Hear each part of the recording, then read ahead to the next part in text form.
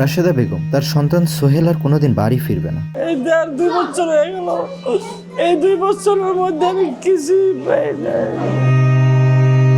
তার কাছে জুলাই স্মৃতি কোনো ইতিহাসের অধ্যায় নয়। জুলাই আন্দোলনে এমন হাজারো মায়ের বুক খালি হয়েছে, সন্তান হারানোর সেই শূন্যতা আজও বয়ে বেড়াচ্ছেন তারা। আমার ছেলে মারা গেছে, আমার কলিজায় জানে, আমার একমাত্র ছেলে, আমার একটা ছেলে, আমার 2টা মেয়ে, একটা ছেলে ছিল, আমার ইনকামের ছেলে, এখন আমার সংসারে কেউই নাই। তাদের কাছে এই অধ্যায় জীবনের সবচেয়ে বড় শূন্যতা। বেলা 12:30টার সময় বলেই বের হয়েছে, আম্মু আমি আন্দোলনে যাচ্ছি। আমি বলছি হে বাবা যাও। ওর সাথে আমার বিকাল 3:22 কথা হয়েছে লাস্ট। তখন আমাকে বলছে আম্মু অনেক গন্ডগোল হচ্ছে, গোলাগুলি হচ্ছে, তুমি ফোন রাখো। আমি বলছি বাবা তুমি চলে আসো, আমাকে আর আন্দোলন করতে হবে না। আমার ছেলে আমার এই কথাটুকু শোনে নাই, ও ফোন রেখে দিচ্ছে।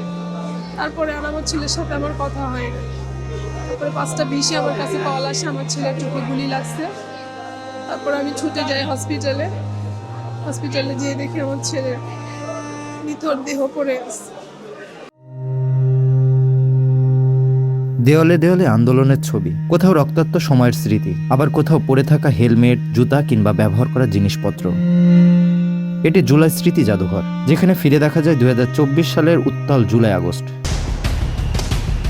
এই সাহস পুলিশ কোথায় পেল? পুলিশকে এই ক্যাম্পাসে ঢোকার অনুমতি কে দিল?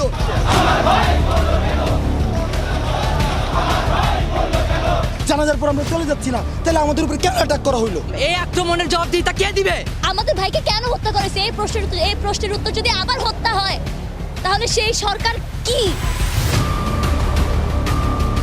রংপুরের যে ছেলেটা, তার আত্মবিশ্বাস ছিল যে পুলিশ অন্তত গুলি করবে না।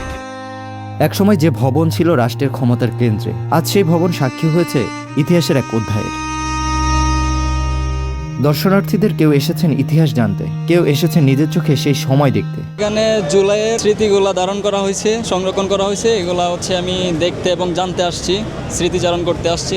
আমরা জেনজি, আমরা আন্দোলন করেছি, আমরা এই স্বৈরাচার দূর করেছি দেশ থেকে। তো আগ্রহটা অবভিয়াসলি থাকবে আমাদের, মানে সবার আগে, মানে আমি যখন জেনেছি এটা খুলেছে, আমি সবার আগে আমি টিকিট কেটেছি আমার মধ্যে। এখন আশা তো অনেক, হয়তো মানে অন্যরকম কিছু করবে, যেটা থেকে আমরা অনেক কিছু শিখতে পারবো, বুঝতে পারবো, জানতে পারবো, এই দিনটার কথা মনে থাকবে।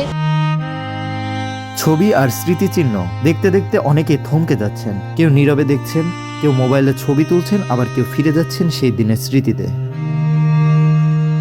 তবে এই জাদুঘরের সবচেয়ে কঠিন মুহূর্ত হলো তাদের জন্য, যারা জুলাই হারিয়েছেন আপনজন। আসলে আপনারা হয়তো খেয়ে দিয়ে আড্ডা দিয়ে এসে রক্তাক্ত দিনগুলোর কথা ভুলে যাবেন, কিন্তু আমরা ভুলতে পারবো না আমার ভাইকে সেই বেওয়ারিশ করে দেওয়ার সেই বিচারহীনতার ইতিহাস।